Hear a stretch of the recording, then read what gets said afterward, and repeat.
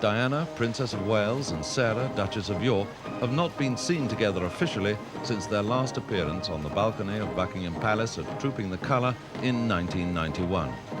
Since that moment, both their marriages have ended in separation. Once, the world was enthralled by scenes like this, ignorant to the reality that two of the world's most famous royal women were unhappy in their marriages to the Windsor boys, Charles and Andrew.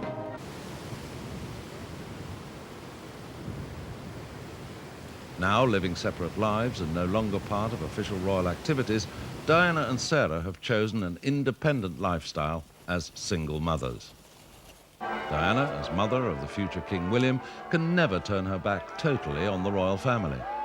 Yet, only 6 months after her separation to Charles, her life took on the poignant role of a lonely princess. At Lord Linley's wedding to Serena Stanhope, Diana appeared as a lone figure. Not yet divorced, she was prevented by royal protocol from appearing on the arms of another man.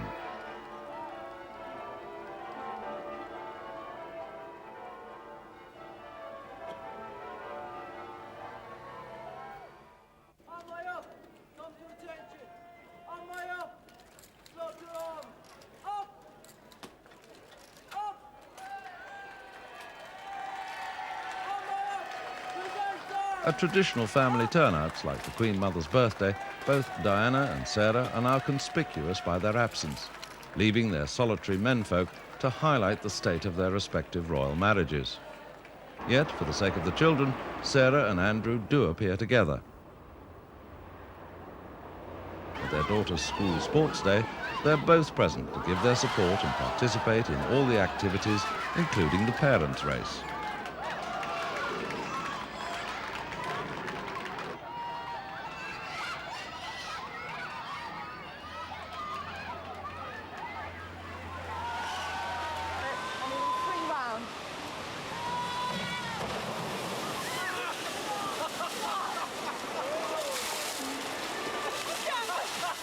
In the absence of a normal family life, Diana is compensating her children by showing them a more relaxed style of monarchy.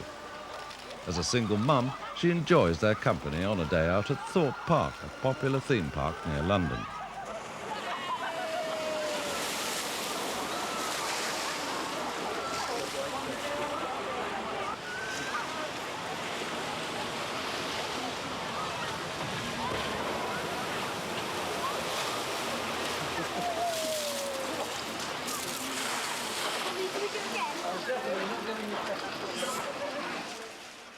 Diana is now out on her own. Officially independent of Charles, she's determined to maintain a high public profile and continue an active role supporting her charities at home and abroad. On a visit to Nepal shortly after their separation, Diana reasserted her position as a powerful focus for her charitable activities.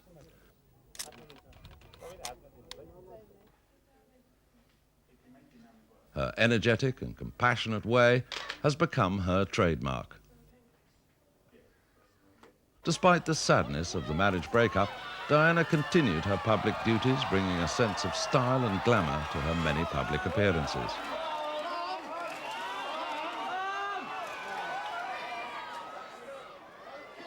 Between all this, though, there's the reality that her marriage to Prince Charles is over. The family unit has been split down the middle, and reunions are now centred around the two crown princes, William and Harry. As loving and caring parents, Charles and Diana get together when duties permit for occasional visits to their sons away at boarding school.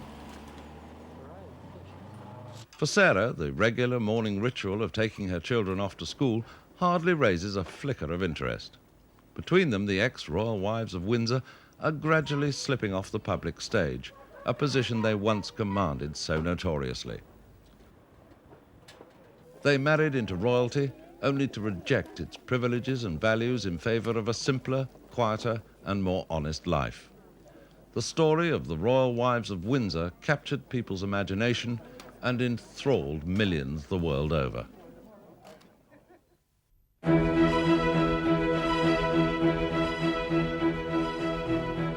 100 250 years ago, Queen Victoria visited Aberdeenshire on the River Dee in Scotland and fell in love with its very special beauty.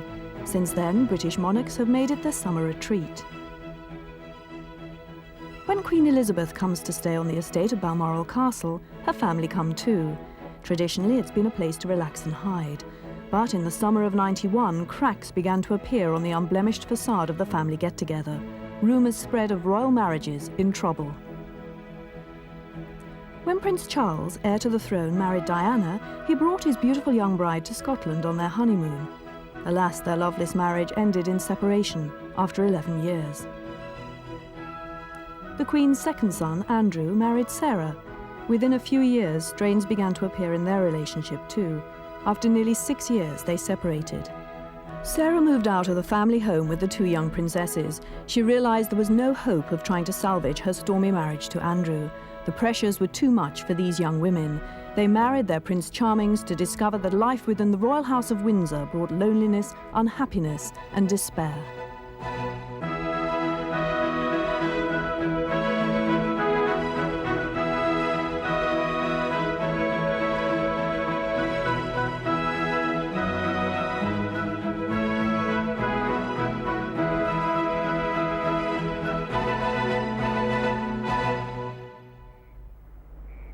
On a trip to India, shortly before the official breakup of her marriage, Diana claimed that the Taj Mahal, built out of one man's love for his wife, was a healing experience.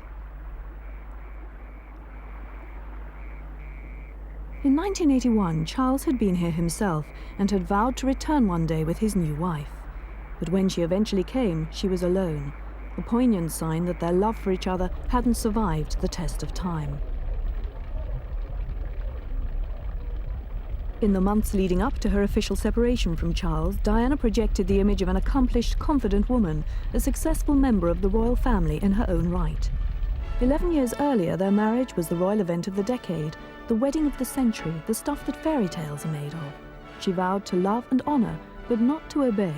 I, Diana Francis. I, Diana Francis. Take thee, Charles Philip Arthur George.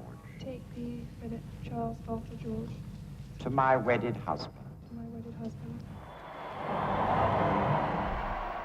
By falling in love, this shy 20-year-old took on the responsibility of having to play a major role in the royal family firm, as well as providing her husband with heirs to the British throne. She was now public property. Wherever she went, millions of eyes would now follow.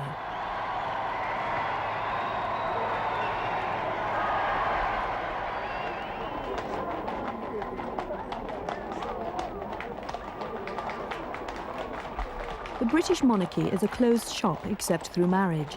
Initiation is a tough business, particularly for a commoner. When Sarah Ferguson, Fergie to her friends, married Prince Andrew, like Diana, she had to learn the ropes for herself. Sadly, she too ended up alone. Sarah had tried to do it her way and failed. She too had hopes and dreams, and like Diana, she made promises. But at 26, she was expected to bring a greater maturity to the role of royal bride and consort. She was given away by her father, Major Ron Ferguson. In later years, he would become the man she would turn to for advice in the absence of her husband away at sea. At the marriage ceremony, they swapped wedding rings. She agreed to obey, saying, "I think it's the man's role to be the leader, and he will make the final decisions. But that does not mean I'm a yes woman. I must stress that."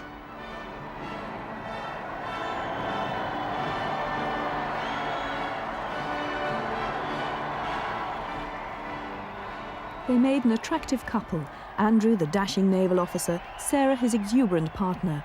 She was a breath of fresh air in the stuffy royal circles.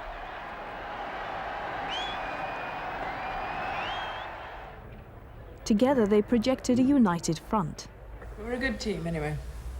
Yes, I think that's a saving grace, is the fact that in the last 9 months we've discovered that we work very well together. We're good friends, good team. Quite very happy.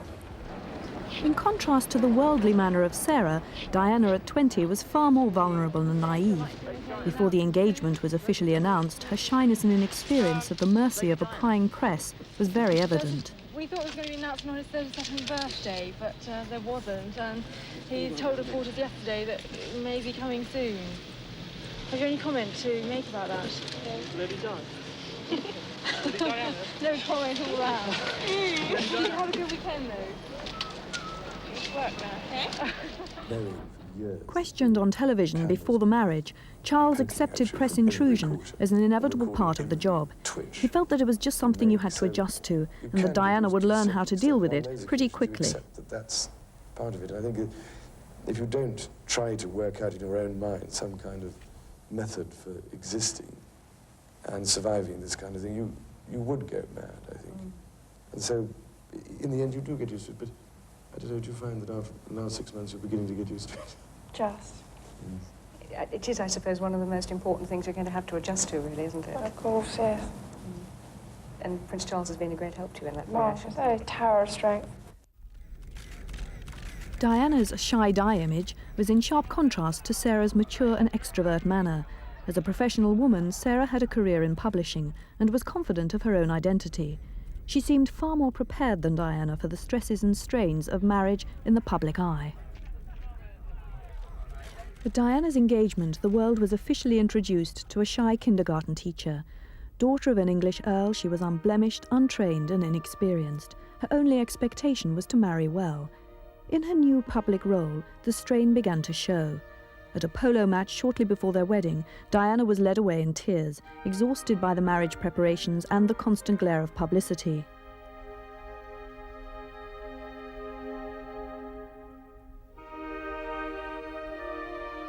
But Charles was there to give her support. When their first son William was born, 11 months after their wedding, she was happy and relaxed with no signs of strain. 6 months later, though, during an exhausting trip to Australia and New Zealand, it became apparent that Diana was losing a considerable amount of weight.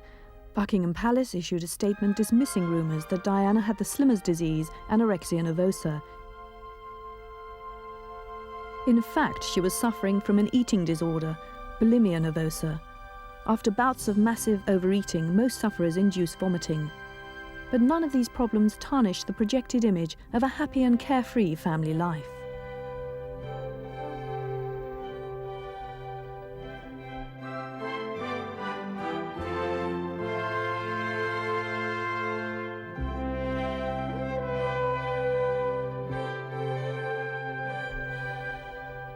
With the pressures of public life, Diana never really gained control over her bulimia. She was now always the centre of attention, forever the focus for a media hungry to give a waiting public the photographs they craved.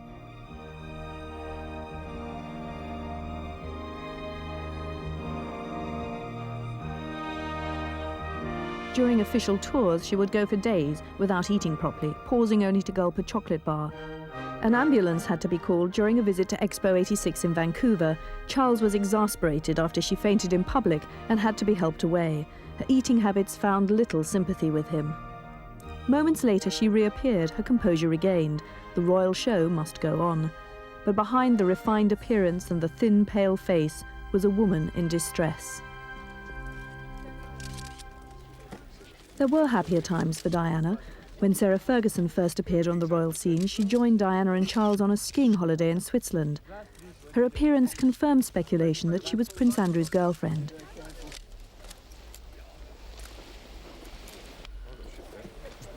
For Diana, the prospect of another outsider joining the royal family was a comforting thought. Sarah was a fellow commoner who would hopefully bring companionship and support. The royal family was relieved when Andrew married Sarah, particularly the Queen, who was happy to see her second son betrothed after his many adventures with less suitable companions. She felt that Andrew had met his match in Sarah, boding well for a strong partnership. The couple's own mood of vitality and genuine happiness seemed to rub off, creating an unusually festive royal send-off. Overjoyed at his choice of bride, the Queen never looked happier and more relaxed. It was the last time the royal family would present such a genuinely united front.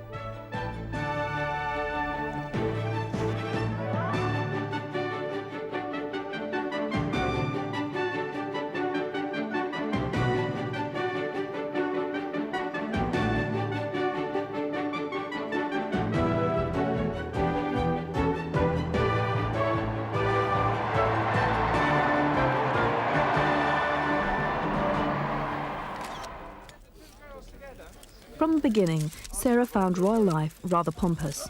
Skiing was one of her favourite pastimes, and early on in their marriage, the Yorks joined the Waleses on the ski slopes. But for Charles, duty comes first, particularly when cameras are present. There's a definite limit to how royals should behave in public, and it was just too much when his young wife and new sister-in-law were giggly and girly together. On this occasion, it was clearly Sarah's bad influence. Charles obviously thought their conduct unbecoming. On and off duty, Diana enjoyed Sarah's company. In the early days, they were frequent visitors to polo matches, as Sarah's father trained Charles's polo ponies. Later, though, Diana had to officially detach herself from Sarah's unacceptable behaviour, and they drifted apart. As Duchess of York, Sarah embraced her royal duties with enthusiasm. Shortly after their wedding, they left on an official visit to Canada. Sarah's passion for life and general bravado was greatly admired, and the young couple's relaxed manner won the hearts of the Canadian people. Obviously still very much in love, they were a huge hit.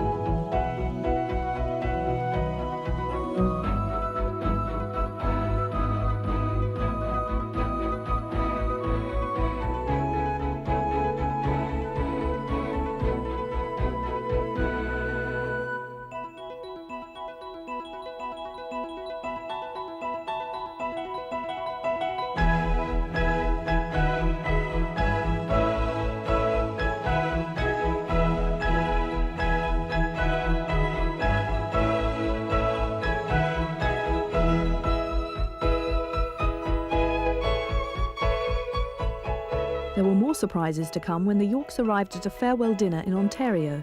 They had delighted Canadians with their informality, and it wasn't over yet. They were about to rewrite royal protocol on after-dinner speaking. The commentator's delightful phrase, it's wild, it's woolly, it's western, and good watching. Like my wife. Sorry.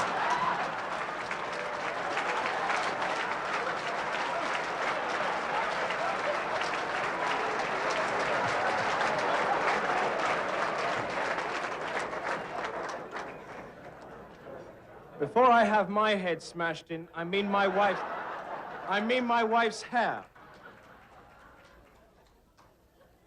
It's at times like these that my speech runs out, and I've decided that I'm going to give you a surprise.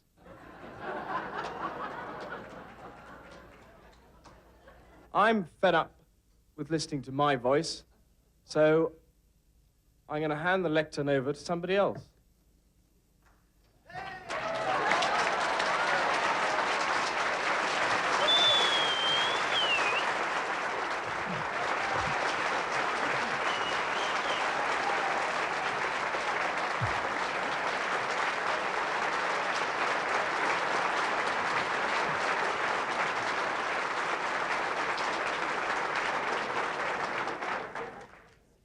I don't know what went wrong tonight, because normally I check his speeches, and he slipped that in about woolly, western, whatever.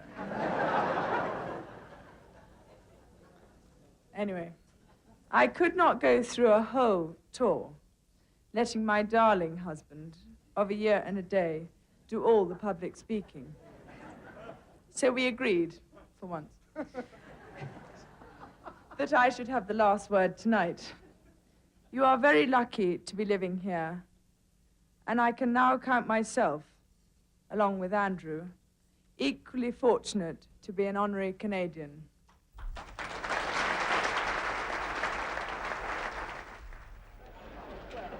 Early in the Waleses' marriage, Charles showed off his new wife to the Australian people. Though still very much in love, they made a very different picture to the Yorks. Diana, less self-assured than Sarah, was shy, demure, and acquiescing. She allowed Charles to guide her in every sense.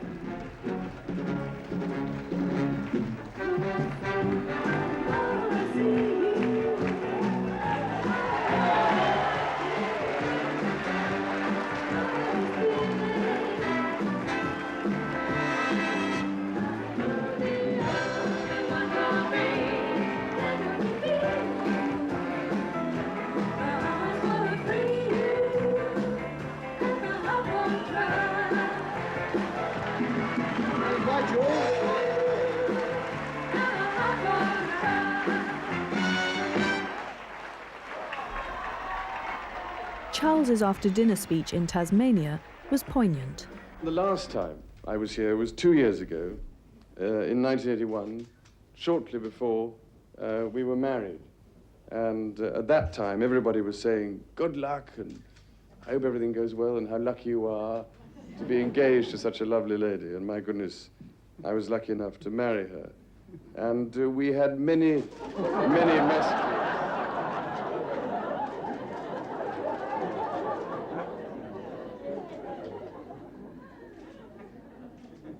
It's amazing what ladies do when your back's turned.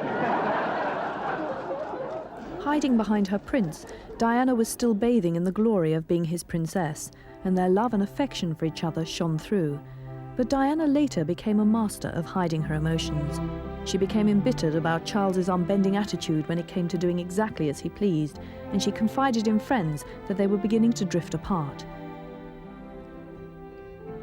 But to her adoring public, Diana was still seen as a happily married woman supporting her husband.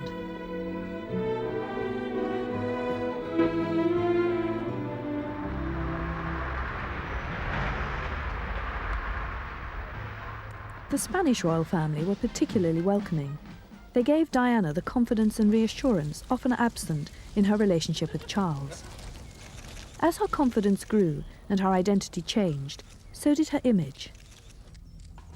Her flouncy, girly gowns gave way to a more experienced, sophisticated look, acknowledging her own sexuality and power to dazzle. On state occasions, her self-confidence was overwhelming. Gone was the shy-eye image of the past. She no longer ran from the prying eyes of the media, but flaunted her newfound sense of power. Now she was centre stage.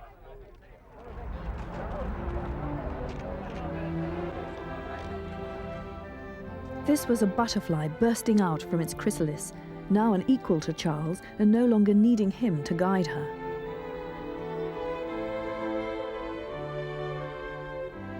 On foreign tours, Diana now complimented Charles by more than keeping up her end of their official partnership as ambassadors at large.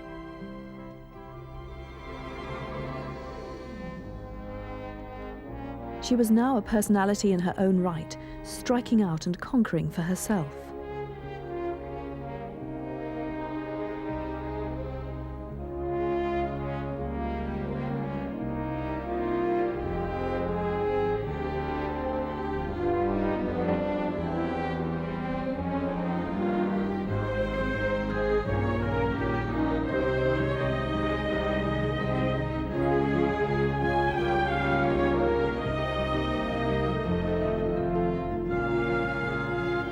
By showing genuine compassion, concern and love, Diana became the people's princess.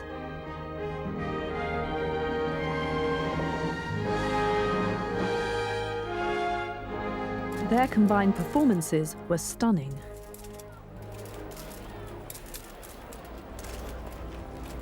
As the other royal couple, Andrew and Sarah made a handsome double act.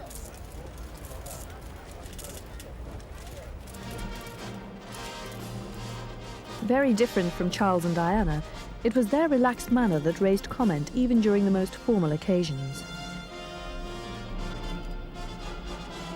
Sarah's dress sense also came in for a lot of public attention.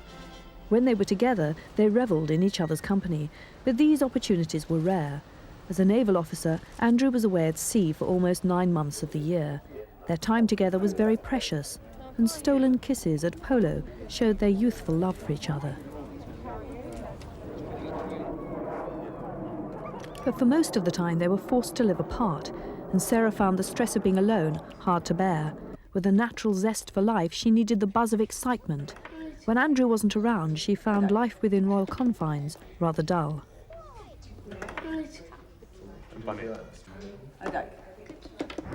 To relieve the tedium, she took her pilot's license.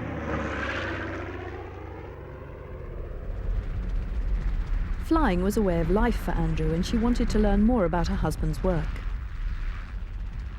Not to be outdone, she also decided to fly helicopters. I now know exactly what he's talking about when he goes out on the sorties, so that's what I wanted to achieve. So when he comes back in the evening and tells me what he's been doing, I now know what he's been doing. Alone a lot of the time, home was Sunninghill Park, a Texan-style house with swimming pool, sauna and tennis courts.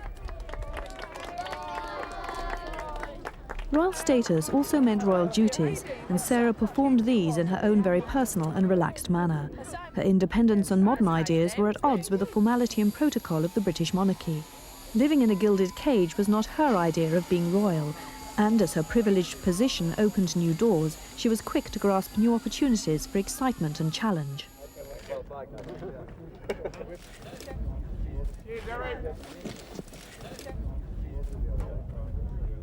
With Andrew away so much, Sarah was often on duty alone. She enjoyed the attention and company of men, and in Andrew's absence, she turned to her father for support, a man she had grown very close to after the breakup of her parents' marriage when Sarah was a teenager.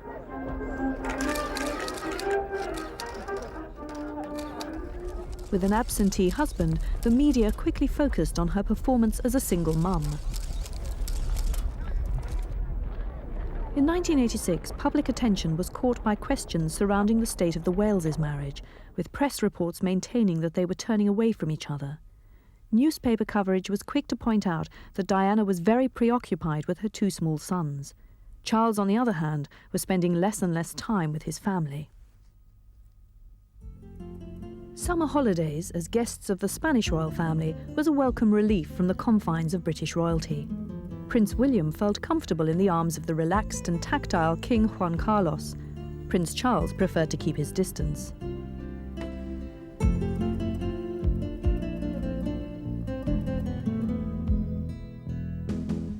Diana, William and Harry enjoyed the easy manner of the royal house of Spain. Childhood holidays for Charles had never been like this. The concept of familiarity is alien to him. He'd been brought up to believe that royalty must maintain a sense of formality and mystique. When William was rushed to hospital after an accident at school with a golf club, Charles was accused of putting duty before family. Despite the possibility of surgery, he slipped away for an appointment. Naturally, there was strong criticism for his swift departure, and the incident proved that Charles was to blame for his bad image as a father. When William was out of danger, his mother left for an engagement. Diana, how's your son? Vivacious and sweet-natured on the surface, Diana has in her character an underlying sense of purpose. With her high public status, she threw her weight behind many social issues. During a speech at a family congress in Brighton, she touched on the importance of the family unit. I could only point to those mothers, fathers and children in lonely isolation or in comfortable conformity who simply do their best with what they have. Their success is measured by the care they have for each other, and I suspect there is no better form of judgment. Diana's concern for family life and the loneliness of others identifies her with women under pressure. She visited wives of soldiers sent to fight in the Gulf War and spoke from the heart. To show that you are not forgotten, especially at Christmas time. There is nothing, of course, that I can say which will fill that gap in your lives, and to say that I, along with so many others at home, understand and sympathise with you at this time. By visiting AIDS patients, Diana has chosen to take up one of the world's major issues. In 10 years of public narrati, the human immunodeficiency virus has attracted more than its fair share of prejudice and ignorance. Meanwhile, Sarah was doing her duty, performing in a style the cameras had come to expect. Unfairly, she was lampooned. Determined to be herself, she chose to support good causes, but in her own way. Her lack of regard for the cool, stuffy royal performance left her wide open to criticism from Buckingham Palace. I'm going to sing a song, and I haven't prepared a speech, but I just am so pleased to be here today. I mean, it's just wonderful. I mean, it's not very much snow, and I think you've done a fantastic job. There was fierce criticism that her speeches and general behaviour were too unconventional and familiar. The press often made disparaging comments on her dress sense.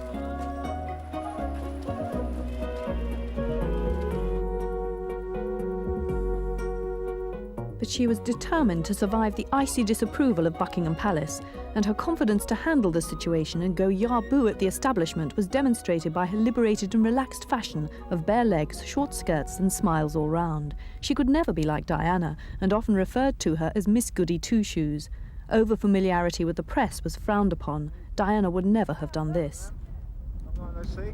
What? I know, what have you been up to? Oh, I've been travelling over the Queen. Sadly, Sarah's unguarded manner was to be her downfall. In a fashionable block of flats in London's Chelsea, her passionate nature and zest for life was suddenly exposed to the world when holiday photographs featuring Princess Beatrice and Texan oil millionaire Steve Wyatt were discovered by a window cleaner.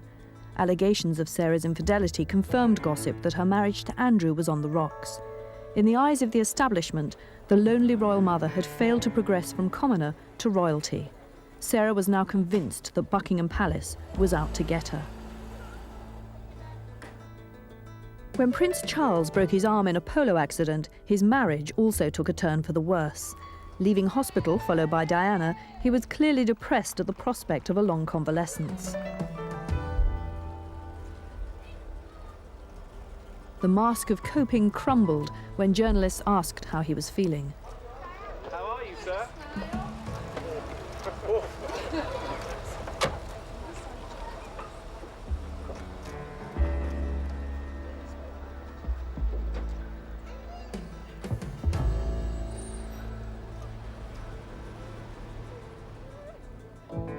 For tender, loving care, he returned, without Diana, to their Gloucestershire home and into the arms of his close friend, Camilla Parker Bowles. Revelations of their relationship revealed Charles's love for another woman. Diana found her comfort in the company of a friend, James Gilby. Bugged telephone conversations, allegedly with James Gilby, revealed just how unhappy she was with her marriage to Charles.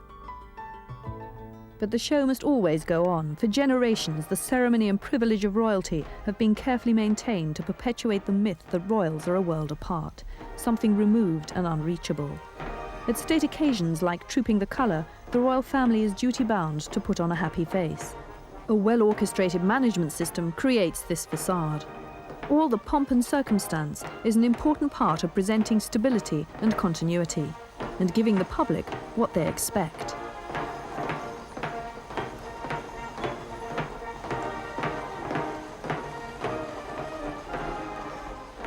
Prying eyes into her family's personal lives is a phenomenon the Queen finds difficult to understand. Like many of her subjects, the British monarch is typically restrained when it comes to inquiring about other people's difficulties. Keeping up appearances, no matter what happens, is a vital part of being royal. As a mother, the Queen finds it difficult to face up to family problems. She will go to almost any lengths to avoid confrontation.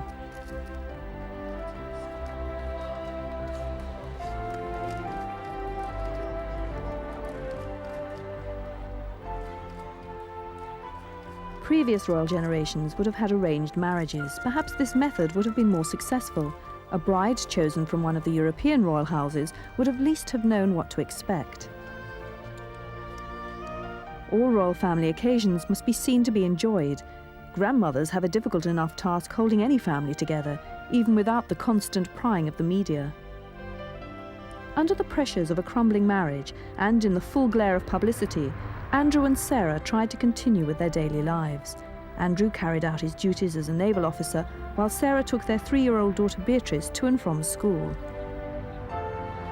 After weeks of speculation, the announcement of the York separation was finally made after the Queen's solicitor and a team of lawyers had discussed all the details of exactly how it would be arranged, including the custody of the children.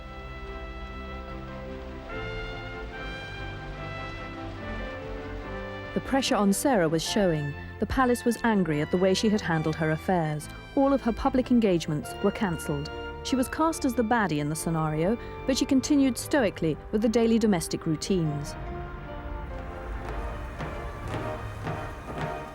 Forces within Buckingham Palace closed ranks. Stories were leaked that Sarah's extravagant and irresponsible lifestyle had caused the marriage breakup.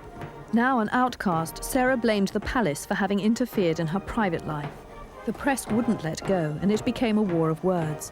But as always, the public front was maintained, and such upsets outwardly ignored. Normal royal duties continued.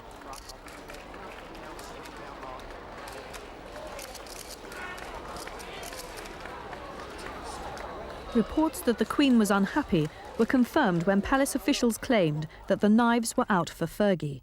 Newspaper circulations were boosted as more revelations came off the presses.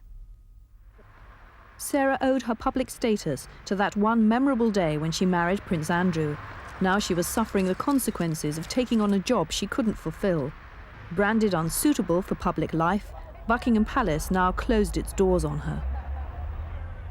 Andrew responded with a round of public engagements, outwardly untouched by all the scandal.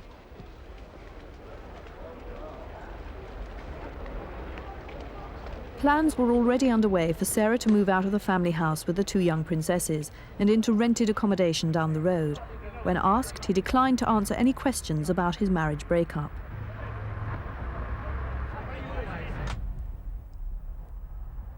The death of Diana's father, Earl Spencer, once again focused attention onto the state of the Waleses' marriage. Diana had been very close to her father. At her engagement, he was immensely proud of his daughter and very happy for her. I saw Diana last night. She looked absolutely radiant. Charles arrived at the funeral by helicopter, alone. This was immediately picked up on by the press as another example of their leading separate lives. He then joined his wife and other members of her family at the church. The Spencer family's private grief now became public spectacle as newspapers probed for more signs that Charles and Diana were moving further and further apart. Diana's personal message of love to her father was simple. "I miss you dreadfully, darling Daddy, but will love you forever, Diana." Still mourning her father's death, Diana and Charles attended his memorial service. Diana blamed herself for not being at his bedside when he died. On a happier occasion, she took her two sons to the premiere of the film Hook. Again, Charles was conspicuous by his absence. Alone without her husband, she is regal yet relaxed. Diana dispenses with stuffy royal ceremony. She knows that her strength and popularity comes from being a princess of the people.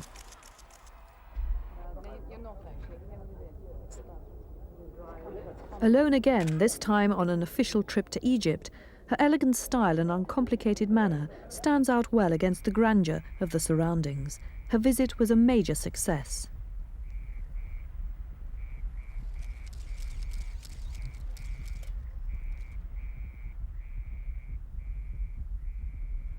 Charles preferred the solitude of a Turkish landscape. Separately, they were happier people. Having first been introduced to foreign tours by Charles, Diana now had the self-confidence to perform solo. Meanwhile, Sarah was getting accustomed to her official single mum status. She'd regained her composure and self-confidence. Even ex-royals must keep up appearances. For Diana, press attention now focused on the more intimate details of her relationship with Charles. Stories were leaked to the press about the real state of their marriage. There were startling revelations.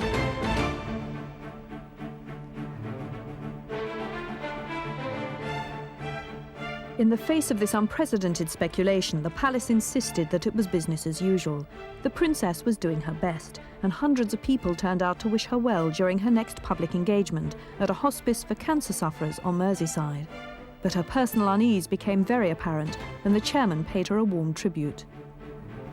In all that you do, you reflect so very sincerely the philosophy of tender, loving care, which is and always will be the hallmark of this hospice.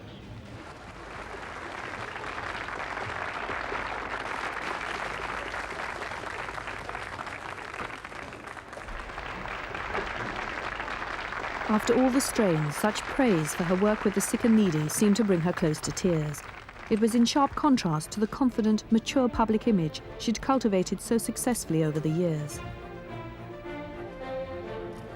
Outside, she gathered her composure to chat to the crowds, but then once again her emotions spilled over and she had to retreat to the official car. But strength of character seemed to pull Diana through the press houndings and the relentless demands of personal appearances. Shortly after her public breakdown, she appeared poised and elegant at Trooping the Colour, signalling that she was, after all, in complete control of the situation. When the book Diana, Her True Story went on sale, it was clear she had a thorough understanding of her own image protection. The fairy tale princess had suddenly disappeared. Now the romantic image was shattered. Charles was no longer the Prince Charming of every girl's dreams. He was suddenly accused of being selfish and uncaring as a husband and father. Perhaps his own upbringing was to blame.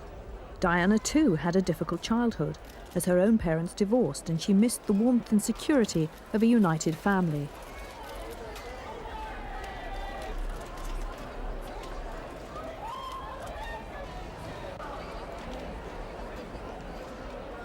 Charles's parents have stayed together, but their relationship with their children has never been close. Being a monarch is a lonely and demanding role. Putting duty first, the Queen regrets she didn't spend more time with her children when they were small. But the Windsors are a close-knit bunch, particularly at a family wedding, when they mustered around cousin Lady Helen Windsor. For the sake of harmony and the cameras, just for one day at least, marriage difficulties within the royal family were put to one side, as they all turned out in force.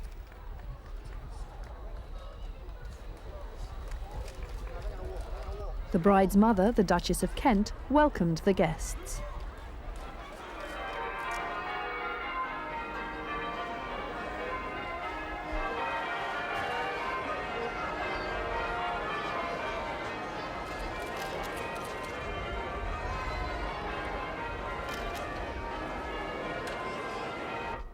Sarah had been the one missing wedding guest, but at another marriage, her eldest daughter, Princess Beatrice, was a bridesmaid. The Queen's granddaughter, a new generation of royalty, enjoyed the limelight usually taken by her mother. But Mummy too was heading for more press attention and trouble. After revelations of Sarah's association with the Texan millionaire Steve Wyatt, public interest now centred around another Texan, Johnny Bryan. His cover as Sarah's financial advisor was blown wide open after photographs appeared of the almost naked couple cavorting on holiday together in the south of France. It was a royal exposé without precedent, and the world's press had a field day. Sarah's alleged lover, Johnny Bryan, failed to get an injunction to stop publication of the very revealing photographs, and the media onslaught continued. Eventually, Johnny Bryan and Sarah were successful in winning a court battle in France against intrusion of their privacy by the French freelance photographer. Sarah insisted that he was merely her financial advisor and a close and trusted friend of her husband Andrew. He was, after all, dealing on behalf of and with the blessing of the Queen. What do you want, Mr. Bryan? Sorry, I have no further comment to make in addition to the comments and statements I made last night. Have you seen the...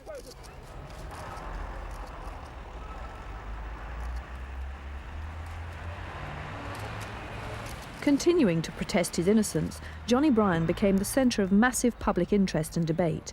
Newspapers claimed that the photographs were published to strip away the hypocrisy surrounding the couple's relationship.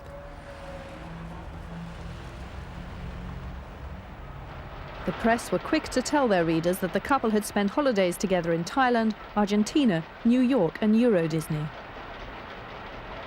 When the story broke revealing Sarah's holiday romance with Johnny Bryan, the royal family, including Sarah, Andrew and the children, were the holiday guests of the Queen at Balmoral Castle. The newspaper headlines exploded like a bombshell at the royal breakfast table. Immediately, the royal publicity machine went on the defensive. Prince Andrew claimed that the photographs were a set-up. Stories were hatched that Sarah was suffering from a nervous breakdown. Even the Queen doubted that Sarah would ever be able to shoulder official duties again.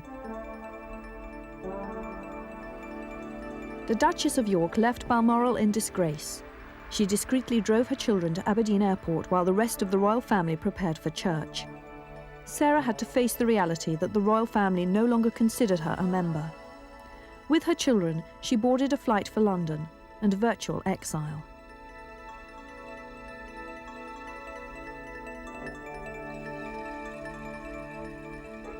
The official line was that Sarah had always intended to leave Balmoral at this time. Normal royal life resumed in Scotland as though nothing untoward had happened. The royal family, including Prince Andrew, attended morning service at the local church. It was just like any other Sunday, with the crowds coming out to watch. When Sarah arrived at Heathrow, there was little thought of future plans, except to perhaps visit her mother in Argentina. Her main concern was to head for the sanctuary of home as quickly as possible. Outside the gates of her rented home, Romanda Lodge, newsmen were physically pushed aside as Sarah's aides tried to open the gates. It was home at last, but under siege. Back in Scotland, the royal family, led by a waving Prince Andrew, were driven sedately home from church. The palace announced that no significant developments were expected in the next few days. For the moment at least, peace and tranquility returned to the Scottish Highlands. Yet the family holiday was about to be disrupted once more. The privacy of the Scottish estate was again invaded by the press. Transcripts appeared in newspapers of a bugged telephone conversation, allegedly between the Princess of Wales, endearingly referred to as Squidgy, and her friend James Gilby. Their conversation was affectionate. Evidence suggests that the recording was made while Diana was spending Christmas with the royal family at Sandringham in 1989. More illicit recordings would later allege that Charles had had a telephone conversation at around the same time with his girlfriend Camilla Parker Bowles. Leaving the furore behind them, Charles and Diana left on an official visit to Korea. Even a full-blown Korean welcome couldn't lift the prevailing gloom. The charade was over for all to see. Even Diana, normally a master of hiding her emotions, knew the game was up. But as ever, a sense of professionalism prevailed, and the show went on. The necessary demarcation between public duty and private folly was upheld, although the sparkle and life had gone out of the performance.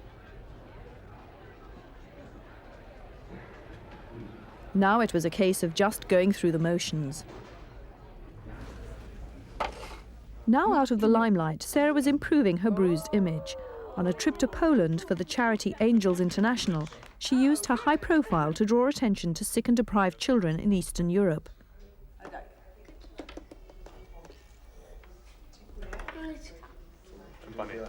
Lucky. The press had come to watch Sarah, but soon found themselves drawn to the plight of children the world had forgotten.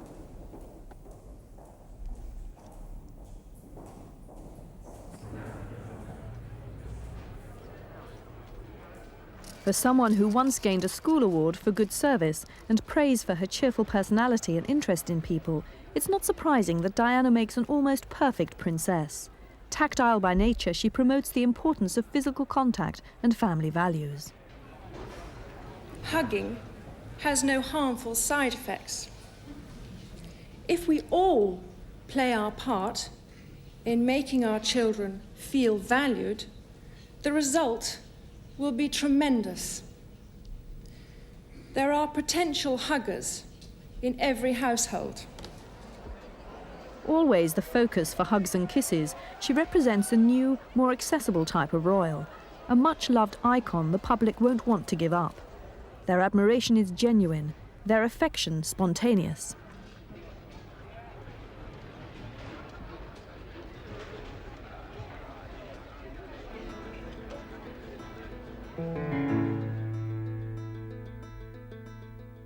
The royal house of Windsor had been shaken by recent family crises, but not yet broken. It was then with cruel irony that Windsor Castle burst into flames. With so many aspects of royalty already under question, it was as if their home itself was now under attack. The billowing smoke could be seen from more than 10 miles away. The largest inhabited castle in the world was in the grip of a major disaster. The Queen and her sons could only wait and watch as firefighters fought to save what was left of their family home.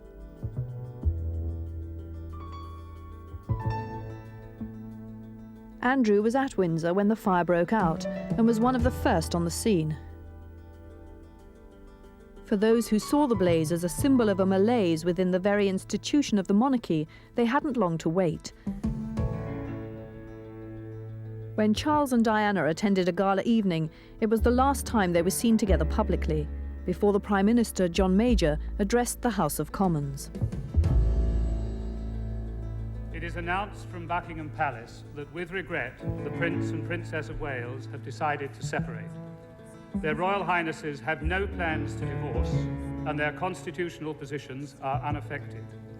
This decision has been reached amicably, and they will both continue to participate fully in the upbringing of their children.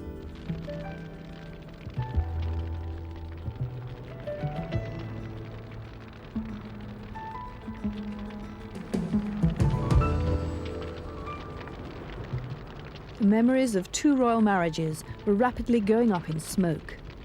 A grand spectacle for some, but taking with it the hopes and expectations of a majority who see the British monarchy as a point of stability in a world of change.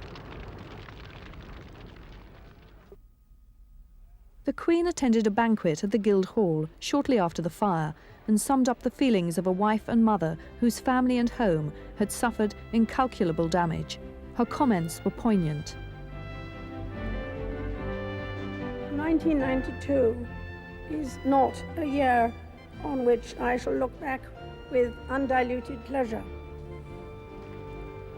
In the words of one of my more sympathetic correspondents, it has turned out to be an annus horribilis.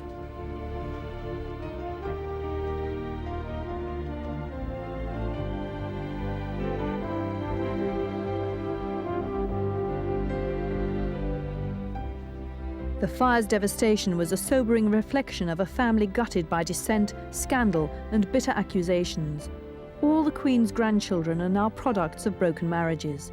The experiment of bringing commoners into the House of Windsor has failed, and royalty can no longer set an example of happy family life. Two young wives have gone, and all that's left is the shell of respectability and tradition.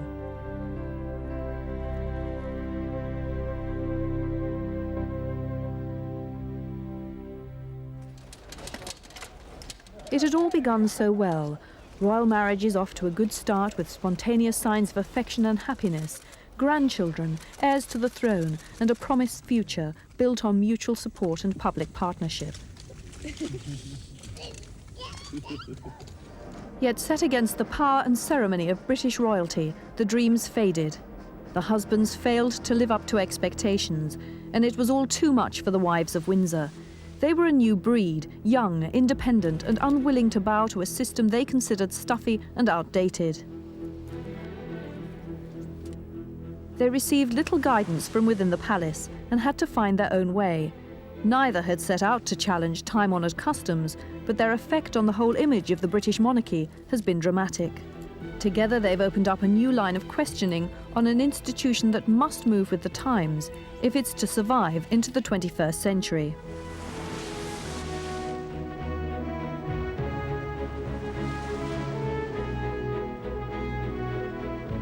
Maybe the Windsor boys were just stepping stones to a privileged lifestyle, but Diana and Sarah do owe their menfolk something, their status and their notoriety. As the ex-royal wives of Windsor, Diana and Sarah will fight hard to maintain their influence over the children. As mothers to the Queen's grandchildren, they still have an important role to play in the lives of the next royal generation.